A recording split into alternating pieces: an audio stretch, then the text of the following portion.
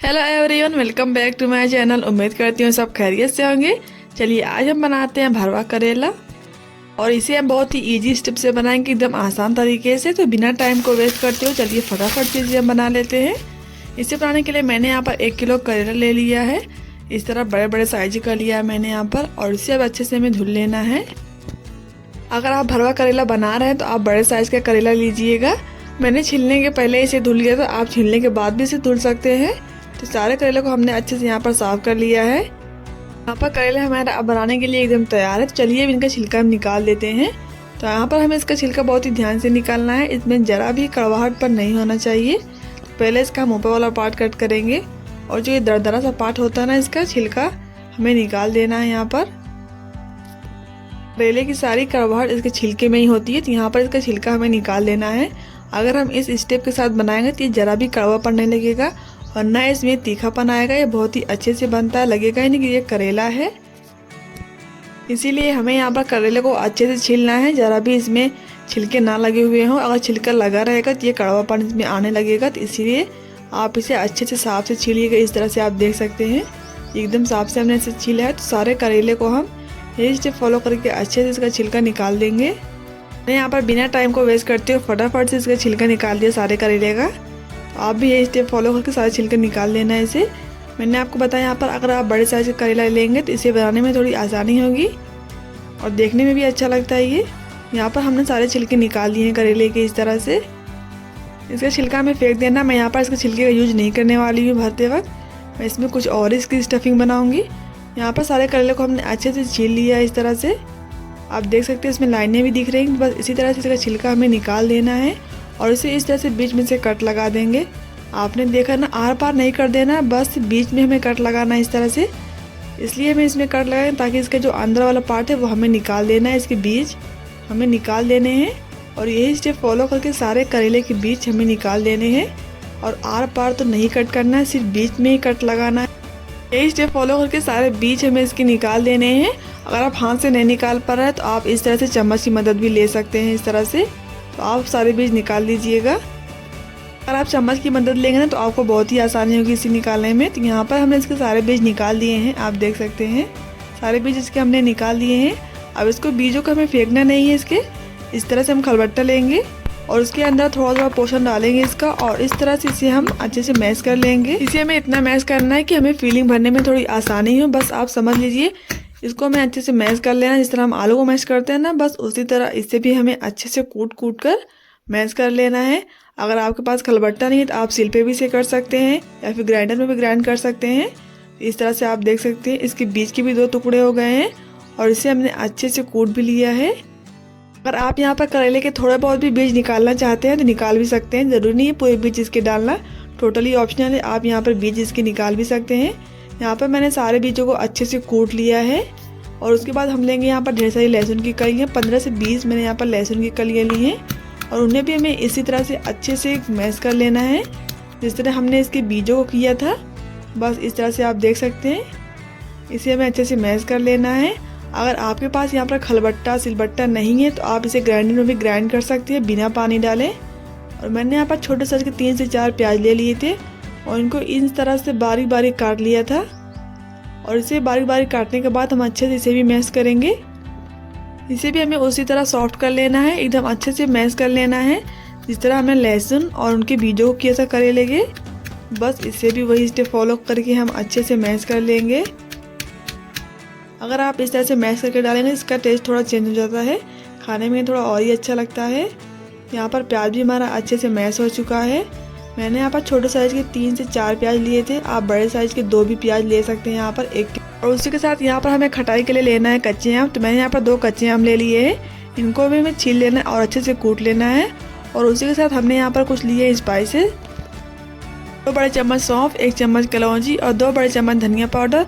अगर आपके पास धनिया पाउडर नहीं है आप यहाँ पर साबुत धनिया भी ले सकते हैं। इनको लो फ्लेम पर अच्छे से रोस्ट करने के बाद इन्हें हमें कूट लेना है। वैसे तो यहाँ पर हमें साबुत धनिया ही डालना था, अक्खी धनिया, पर मेरे पास अवेलेबल नहीं था, इसीलिए मैंने यहाँ पर पाउडर वाला रोस्ट करके डाल दिया है। अब इसे भी अच्छे से हमें यहाँ पर कूट लेना है। 2 बड़े चम्मच सौंफ, 2 बड़े चम्मच धनिया पाउडर और 1 चम्मच कलौंजी, इन सबको मैंने यहाँ पर अच्छे से मैश कर लिया है और इसका एक पाउडर बन गया इस तरह से। आप देख सकते हैं एकदम फाइन पाउडर नहीं बनाना है, थोड़ा बहुत दरदरा भी रहेगा तो भी चलेगा।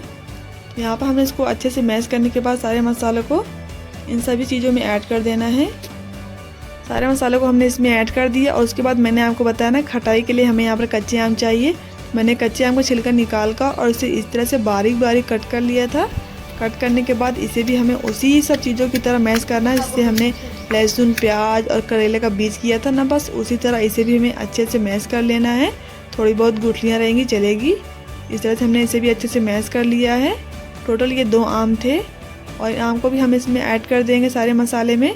अब यहाँ पर ऐड करेंगे 1 चम्मच हल्दी पाउडर, नमक टेस्ट के अकॉर्डिंग। वैसे मैंने यहाँ पर 1.5 चम्मच नमक ऐड किया था, आप टेस्ट के अकॉर्डिंग ऐड कर सकते हैं। और इसमें डालेंगे सरसों का तेल 1 बड़ा चम्मच। डालने के बाद इन सब चीज़ों को हमें अच्छे से यहाँ पर मिक्स कर देना है। तेल यहाँ पर आप उतना ही मिलाइएगा जितना ही अच्छे से इसकी बाइंडिंग बनने लगे, बस उतना ही तेल हमें यहाँ पर डालना है, ज़्यादा नहीं डालना है। बस सबको अच्छे से मिला देना है, ज़्यादा भी ड्राई नहीं रहे। ये यहाँ पर सरसों का तेल ही यूज करना है आपको, कोई और तेल नहीं डालना है। यहाँ पर फिलिंग हमारी यहाँ पर एकदम परफेक्ट बनकर तैयार है। आप देख सकते हैं बिना किसी ताम झाम के और बिना पकाए हमारी यहाँ पर फिलिंग बन गई है। फिलिंग हमारी झटपट से बन जाती है बिना किसी ताम झाम के। चलिए अब इसे हम भर देते हैं करेले में। इसकी स्टफिंग तो तैयार हो चुकी है, यहाँ पर फिलिंग बन गई है हमारी। तो इस तरह से हम करेले का जो हमने पार्ट कट किया था ना उसे खोलेंगे और उसमें इसकी फिलिंग भर देंगे। इस तरह से इतना नहीं भर दीजिएगा कि बाहर आने लगे, इतना भर दीजिएगा कि करेले का मुंह अच्छे से बंद हो सके। इस तरह से ज़्यादा भर देंगे तो इसकी स्टफिंग भी बाहर आने लगेगी पकाते वक्त। यहाँ पर हमें ज़्यादा नहीं भरना, बस इतना भरना है कि इसका मुंह अच्छे से बंद हो जाए करेले का। तो सारी स्टफिंग हम इसी तरह से यही स्टेप फॉलो करके भर देंगे करेले में। इस तरह से अगर आपने ये स्टेप फॉलो करके एक बार इस तरह से करेला बना लिया ना, भरवा करेला, आप बार बार यही बनाने का मन करेगा। सच में ये बहुत ही टेस्टी बनता है, एकदम देसी स्टाइल में। इसे आप एक बार ज़रूर ट्राई कीजिएगा। यहाँ पर हमने सारे करेले को अच्छे से भर दिया है। यहाँ पर हमारा भरवा करेला आधा बनकर तैयार हो चुका है। अब यहाँ पर लेंगे एक थ्रेड इस तरह से। तो यहाँ पर मैंने एक धागा ले लिया है थ्रेड, और इससे हम इस तरह इसमें धागे में अच्छे से हम लपेट देंगे। समझ लीजिए इसे, इसका मुंह हमें बंद कर देना है। इस तरह से हल्के हाथों से दबाते हुए इसे हम इस तरह से घुमाते जाएंगे, रोल करते जाएंगे और इसको हम सील कर देंगे इस तरह से। समझ लीजिए इसे हमें पैक कर देना है, ताकि इसे हमें पैक इसलिए करना ताकि ये पकाते वक्त इसकी स्टफिंग बाहर नहीं आए। ये स्टेप फॉलो करके सारे करेले, भरवा करेले को हमें अच्छे से पैक कर देना है इस तरह से।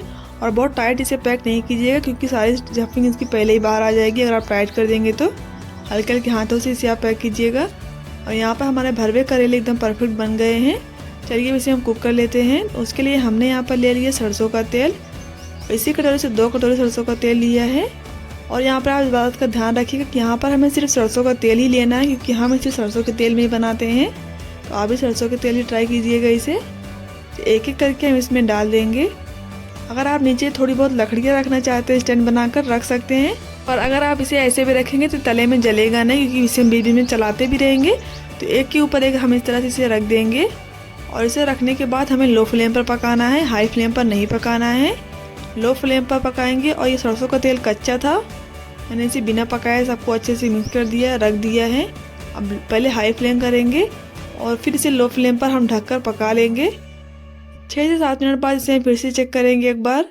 इसे बीच बीच में आप चेक करते रहिएगा, ज़रूरी नहीं कि एक ही बार चेक कीजिएगा। आपको जब भी लगे कि ये नीचे जलने लगा है, तले में चिपक रहा है, तो आप इसे बीच बीच में चेक भी कर सकते हैं इस तरह से। और बहुत तेज़ी से नहीं चलाइएगा, धीरे धीरे हाथ, हल्के हल्के हाथों से चलाएंगे तो नीचे ये तले में जलेगा नहीं और इसकी स्टफिंग बाहर भी नहीं आएगी। हल्के हल्के हाथों से हम चलाएंगे ताकि नीचे में जले नहीं। बस इसे हमें स्टर कर देना है, इस तरह से हिला डुला देना है, एक जगह से दूसरी जगह ये हो जाए बस। आप यहाँ पर छोटे चम्मच के इस्तेमाल कीजिएगा। आप यहाँ पे चाकू भी ले सकते हैं, कोई स्पून भी ले सकते हैं। अब इसे हम ढक देंगे, ढक कर इसे हम पका लेंगे 6 से 7 मिनट तक। और टोटल मैंने इसे आधे घंटे से भी ज़्यादा पकाया था लो फ्लेम पर। आधे घंटे में बहुत ही अच्छे से सॉफ्ट हो चुके हैं ये। मैंने फ्लेम को बंद कर दिया है अभी। आधे घंटे बाद करेले हमारे बहुत ही अच्छे से सॉफ्ट हो चुके हैं, आप देख सकते हैं। मैंने फ्लेम को बंद कर दिया है। टोटल इसे पकाते वक्त मुझे आधे घंटे लगे हैं और इतना ज़्यादा सॉफ्ट हो गया, बहुत ही अच्छे से इसमें खुशबू भी आ रही है। तो आप इसे एक बार ट्राई ज़रूर कीजिएगा। आप इसे एक बार इस तरह से बनाएंगे, हफ्तों तक इसे स्टोर करेंगे, ख़राब नहीं होते हैं। और हाँ, निकालते वक्त धागा निकाल दीजिएगा, ये ना हो कि धागे भी साथ में खा जाएं। धागे आप निकाल दीजिएगा। और इसे आप हफ्तों तक स्टोर करेंगे, ये ख़राब नहीं होगा। जब भी आप इसे बनाएं ज़्यादा क्वांटिटी में बनाएं, क्योंकि इसे स्टोर करेंगे ये ख़राब नहीं होते हैं। चलिए फटाफट से इसे हम सर्व कर देते हैं। आप देख रहे हैं ये तले में जले भी नहीं है ज़रा भी, और बहुत ही अच्छा सा कलर भी इसमें आया है। इतना सॉफ्ट ये कुक हुआ है आप देख सकते हैं, और इसकी फीलिंग भी बाहर नहीं आई है, आप ये भी देख सकते हैं। अगर आप मेरे चैनल पर नए हैं तो मेरे चैनल को लाइक शेयर सब्सक्राइब ज़रूर कीजिएगा, और बिना स्किप किए पूरे वीडियो को देखिएगा, और जो भी ना समझ में आया वो पूछ लीजिएगा, और इसे एक बार ट्राई करना ना भूलिएगा। ये सच में बहुत ही यूनिक तरीका है, बहुत ही आसानी से बन जाता है। मैं इसे आपको तोड़कर दिखाती हूँ कितनी आसानी से टूट रहा है और कितना सॉफ्ट है। ये पकाने में थोड़ा टाइम ज़्यादा लगता है, बस आप बीच बीच में ध्यान रखिएगा कि ये नीचे तले में जाकर जले नहीं। अगर जल जाएगा इसका टेस्ट अच्छा नहीं है, इसमें कड़वापन आ जाएगा। अगर आप यही स्टेप फॉलो करके बनाएंगे इसमें ज़रा भी कड़वापन नहीं होगा। और ये कितने सॉफ्ट हैं आप देख सकते हैं, कितने आसानी से टूट भी रहे हैं। इसे आप एक बार ज़रूर ट्राई कीजिएगा और फटाफट से सर्व कीजिए और इन्जॉय कीजिए। अगर आप यही स्टेप फॉलो करके बनाएंगे तो इसमें ज़रा भी कड़वाहट नहीं आएगी, और जो इसका तेल बचा था ना उससे हम दोबारा भी करेला बना सकते हैं। इसे हम स्टैंड करके रख लेंगे और दोबारा भी करेला बनाएंगे। मिलते हैं नेक्स्ट वीडियो में, तब तक के लिए बाय बाय।